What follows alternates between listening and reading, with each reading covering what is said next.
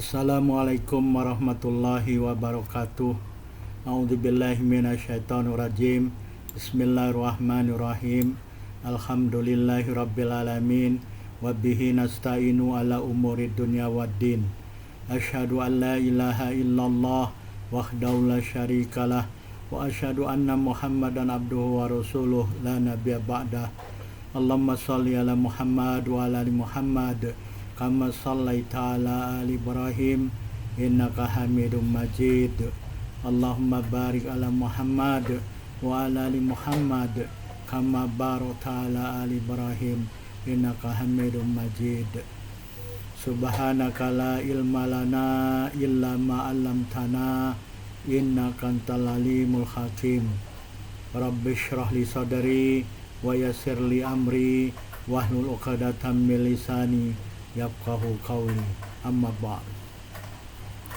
Dalam kesempatan ini saya mengajak dan mengingatkan diri saya sendiri, tuan-puan, bapak, ibu, saudara dan saudari, untuk kita saling mengingatkan atau saling berpesan dengan kebenaran yang bersumber dari Al-Quran dan As-Sunnah.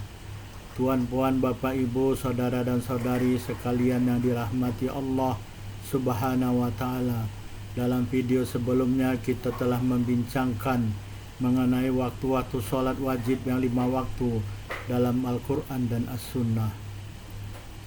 Dalam kesempatan kali ini kita akan membincangkan waktu sholat zuhur secara terperinci.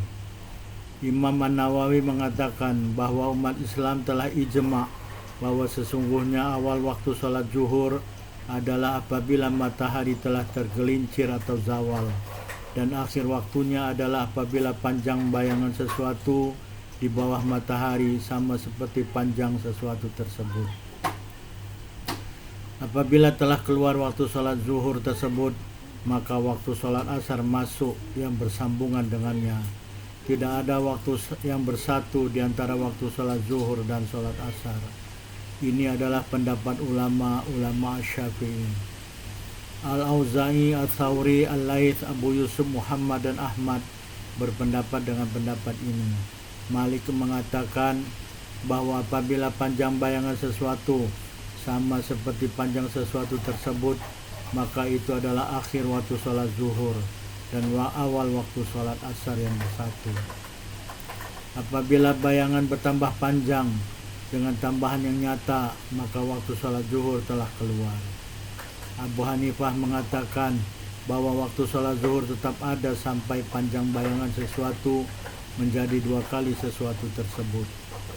Apabila panjang bayangan yang demikian bertambah dengan sedikit saja, maka waktu tersebut adalah awal waktu sholat asar. Ibnu Al-Mundhir mengatakan bahwa tiada seorang pun yang berpendapat seperti ini selain Abu Hanifah. Dalil pendapat orang-orang yang mengatakan ada waktu yang bersatu antara 2 sholat adalah hadis yang diriwayatkan oleh Ibnu Abbas radhiyallahu anhu atau hadis Jibril yang telah disebutkan pada video sebelumnya. Mereka mengatakan bahwa Rasulullah Shallallahu Alaihi Wasallam mendirikan sholat zuhur pada hari yang kedua adalah pada waktu Rasulullah SAW mendirikan sholat asar pada hari yang pertama. Telah diuraikan juga hadis dari Ibnu Abbas radhiyallahu anhu, anna Nabiya sallallahu alaihi wasallam shalla bil Madinah sab'an wa thamaniyah az-zuhra wal asr wal maghriba wal isya. Maksudnya, sesungguhnya Nabi sallallahu alaihi wasallam mendirikan sholat di Madinah 7 dan 8 rakaat, yaitu sholat zuhur dan sholat asar dan sholat maghrib dan sholat isya. Hadis riwayat Al-Bukhari nomor 543. Dalam riwayat lain, Ibnu Abbas radhiyallahu anhu meriwayatkan hadis dari Rasulullah SAW. Beliau mengatakan, "Shalla Rasulullah sallallahu alaihi wasallam az-zuhra wal asr jami'a wal maghriba wal isya jami'a fi ghairi khauf wala safar." Maksudnya, Rasulullah SAW mendirikan sholat zuhur dan sholat asar di jamak, dan mendirikan sholat maghrib dan sholat isya di jamak tanpa dalam keadaan takut dan tidak melakukan safar atau perjalanan. Hadis riwayat Muslim nomor 705. Dalam hadis riwayat Muslim yang lain, Ibnu Abbas meriwayatkan hadis dari Rasulullah SAW. Beliau mengatakan, jama'a Rasulullah SAW baina zuhri wal asr wal maghrib wal isya bil Madinah di ghairi khauf wala mator. Maksudnya Rasulullah sallallahu alaihi wasallam mendirikan salat zuhur dan salat asar di jamak dan mendirikan salat maghrib dan salat isya di jamak di Madinah tanpa dalam keadaan takut dan tidak hujan. Hadis riwayat Muslim nomor 705. Kalangan ulama Syafi'i berhujjah dengan hadis yang diriwayatkan oleh Abdullah bin Amr bin Al-As radhiyallahu anhu. Sesungguhnya Rasulullah SAW bersabda, idza sholaitumul fajr fa innahu waqtun ila ayatlu qarnus syams al-awwal. Tsumma idza sholaitumuz zuhra fa innahu waqtun ila yahdurul asr. Wa idza sholaitumul asr fa innahu waqtun ila antas syams. Fa idza sholaitumul maghrib fa innahu waqtun ila yasqutus syafaq. Fa idza sholaitumul isya fa innahu waqtun ila nisfil lail. Maksudnya, apabila kamu sekalian mendirikan sholat subuh atau sholat fajar, maka sesungguhnya waktunya adalah sehingga bahagian matahari yang pertama terbit. Kemudian apabila kamu sekalian mendirikan sholat zuhur, maka sesungguhnya waktunya adalah sehingga waktu sholat asar datang. Apabila kamu mendirikan sholat asar, maka waktunya adalah sehingga matahari bertukar kuning. Apabila kamu mendirikan sholat maghrib, maka waktunya adalah sehingga syafaq hilang. Apabila kamu mendirikan sholat isya, maka waktunya adalah sehingga separuh pertengahan malam.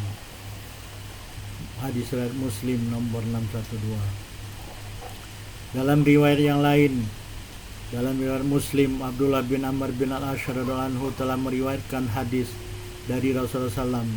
Sungguhnya Rasulullah bersabda, waktu zuhri idza zalatis syams wa kana jillu rajul katulih malam yahduril asr wa waktu asr malam tasfaro syams wa waktu salatul maghrib malam yaghibis syafaq wa waktu salatul isya ila nisfil lail awsat wa waktu salatis subh min tulil fajr malam tarui syams wa idza talatis syams wa amsik anis shalah fa innaha tatlu baina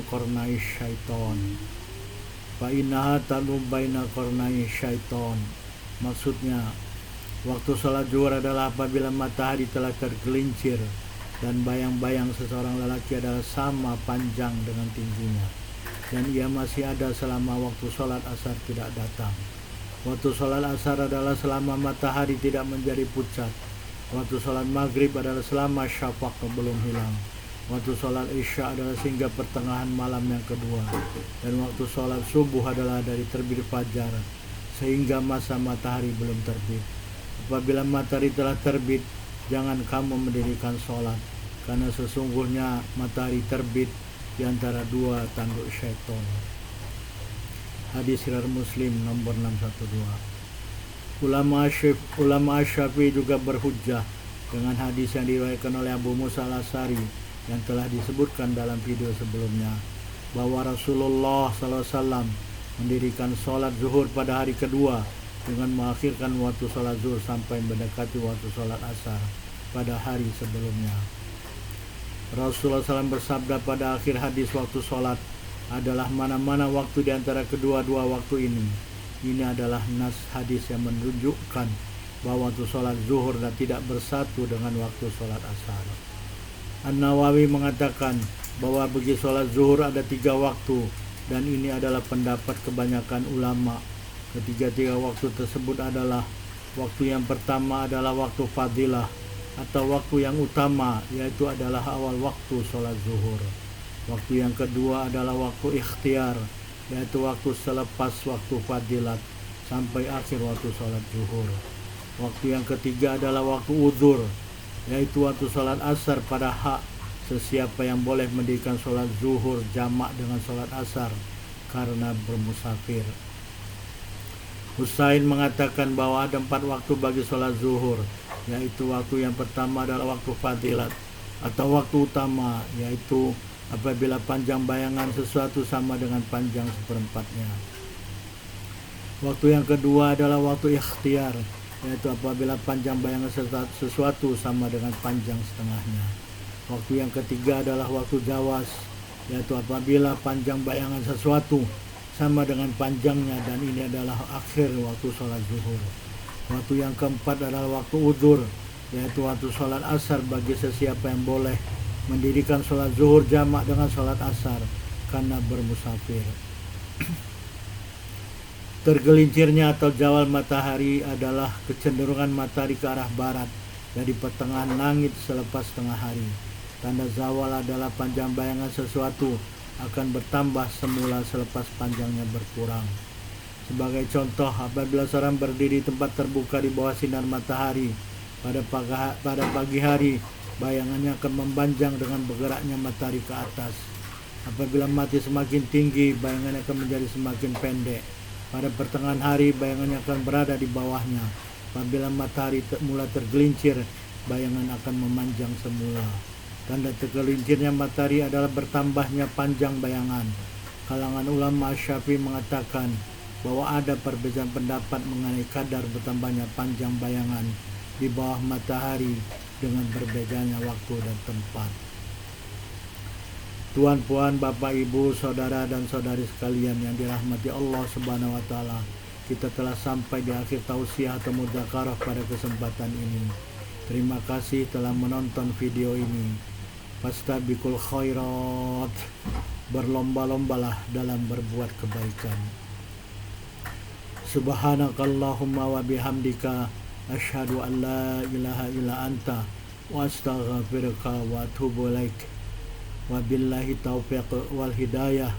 Wassalamualaikum warahmatullahi wabarakatuh.